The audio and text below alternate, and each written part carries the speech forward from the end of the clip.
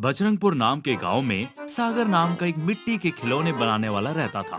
एक दिन वो खिलौने बना रहा था कि उसका बेटा चीकू आया और कहने लगा। बापू, अमन के पिताजी ने उसे लेटेस्ट इलेक्ट्रिक बाइक खरीद कर दिया है। उसे एक बार चार्ज किया तो 2 दिन तक चला सकते हैं। काफी तेज चलती है। मैं उसे बहुत बार पूछा कि मुझे चलाने के लिए दे दो, पर उसने नहीं दिया, हाथ भी नहीं लगाने दिया। मुझे वो बाइक खरीद के दो ना बापू। वो कितने का है बेटा? 10,000 का है। बाप रे, इतना महंगा है? तब तो हम नहीं खरीद पाएंगे बेटा। एक काम करता हूँ, वो नहीं देता है तो ना सही, मैं तुम्हें क्ले के कुछ खिलौने बना कर देता हूँ, तुम उसके साथ खेलो।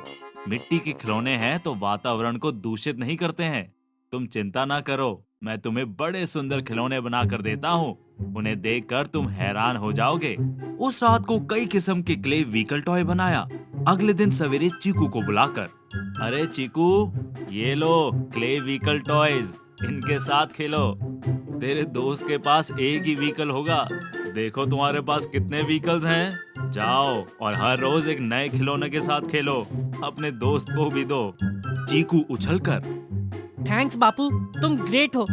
मैं हर रोज एक व्हीकल टॉय के साथ खेलूंगा। कहकर एक क्ले व्हीकल टॉय को ले जाकर अमन को दिखाते हुए, ए अमन, देख मेरा क्ले व्हीकल टॉय कैसा है। यही नहीं, मेरे पास ऐसे बहुत सारे टॉयज हैं। मैं तेरे जैसे नहीं हूँ, अपने दोस्तों को भी खेलने के लिए दूंगा।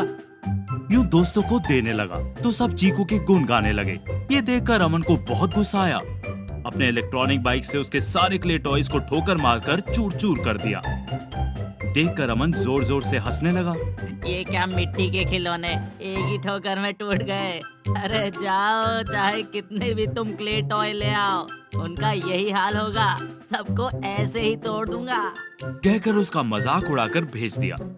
टूटे हुए खिलौने को उठाकर रोते हुए चीकू अपने पिताजी के पास गया और उन्हें फेंकते हुए बोला, देखा बापू, तुमने कहा था कि बहुत अच्छे खिलौने हैं, पर अमन की बाइक के एक ठोकर से सारे चकनाचूर हो गए।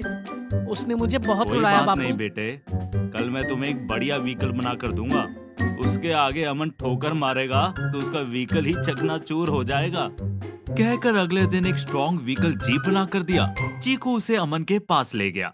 क्यों चीकू, कल ही मैंने तुम्हारे खिलौने को तोड़ा तो तुम्हें अक्ल नहीं आई? आज तुम्हारी कमर तोड़ूंगा और इसके भी टुकड़े टुकड़े करके तुम्हारे हाथ में देता हूँ। कहकर तेजी से आकर उसकी स्ट्रॉन्ग व्हीकल जीप को ठोकर मारा तो अमन का इलेक्ट्रॉनिक बाइक चकनाचूर हो गया। अमन नीचे गिर गया। चीकू और उसके दोस्त हंसने लगे। अमन रोते हुए घर गया। बेटे को रोते हुए देखकर नीलेश दादा, क्यों बेटे, क्यों रो रहे हो? किसी ने कुछ कहा है क्या? यूं चोट कैसे लगी? तुम्हारी इलेक्ट्रिक बाइक को क्या हुआ? कहीं गिर गए थे क्या? तब अमन रोते हुए, नहीं पिताजी, वो मिट्टी के खिलौने बनाने वाला सागर का बेटा चीकू एक मिट्टी से बनाए जीप से आकर मेरे बाइक को ठोकर मारकर उसे चकनाचूर कर दिया और मैं नीचे गिर गया और चोट लग गई। ये सुनकर बिना सोचे समझे नीलेश दादा जेसीबी को ले जाकर सागर के बनाए मिट्टी के खिलौने को तोड़कर उसके घर को भी तोड़ने लगा। तेरी ये हिम्मत कि तुम और तुम्हारा बेटा मिलकर मेरे बेटे की बाइक को चकनाचूर करते हो और उसे नीचे गिराते हो, ये जानते हुए भी कि मैं कौन हूँ, तुझे डर नहीं लगा? अरे नीलेश दादा, ये बच्चों का खेल है, वो लड़ते झगड़ते रहेंगे और फिर भूल जाएंगे। इसके लिए तुमने मेरा घर क्यों तोड़ा? ये ठीक नहीं किया। चुपचाप मेरा घर फिर से बना कर दो, नहीं तो इसका अंजाम भुगतना होगा। अच्छा, नीलेश को ही धमकी देते हो?